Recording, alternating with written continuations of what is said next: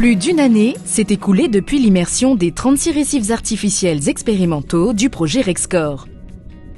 Il vise à étudier les processus de restauration écologique dans la calanque de Cortiou, un site historiquement dégradé par des rejets d'eau usée polluée non traitée et les eaux de l'Uvonne. Quelques mois seulement après l'immersion des récifs, l'équipe de suivi a pu constater l'arrivée des premières espèces. On voit les primos arrivant en quelque sorte, donc il y a beaucoup de petits vers calcaires qui viennent se mettre sur le béton, on ne le voit pratiquement plus. Des éponges, il y a pas mal d'algues qui commencent à venir dessus, beaucoup de poissons, beaucoup de sards, des loups, enfin toutes les espèces méditerranéennes habituelles. On ne pensait pas trouver autant de vie sur les récifs alors qu'ils étaient encore assez jeunes.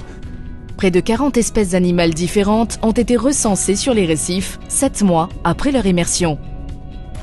Certaines sont communes en Méditerranée comme les mostelles, les serrans ou les langoustes, mais d'autres ont vraiment surpris les chercheurs.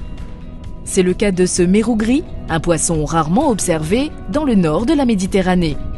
Donc le site qu'on disait perdu à jamais, en réalité est beaucoup plus vivant qu'on pourrait le croire. Et il ne faut pas s'emballer, c'est-à-dire que tout ça il reste fragile, mais on a été très agréablement étonnés de voir que la vie vraiment avait envie de reprendre le dessus, quoi.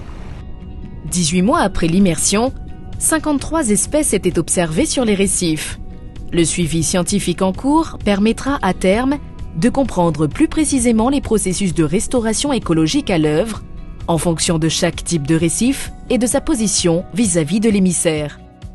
Mais ces premiers résultats ouvrent d'ores et déjà des perspectives intéressantes pour l'avenir de sites dégradés comme Cortiou.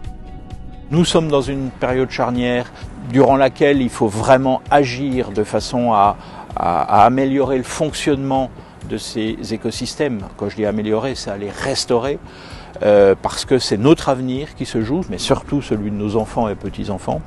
Et je crois que c'est vraiment ça le point fondamental, c'est qu'on se serve vraiment de ces démonstrateurs pour engager une action à grande échelle, de façon à être beaucoup plus efficace et beaucoup plus actif sur cette question de la réhabilitation des milieux naturels.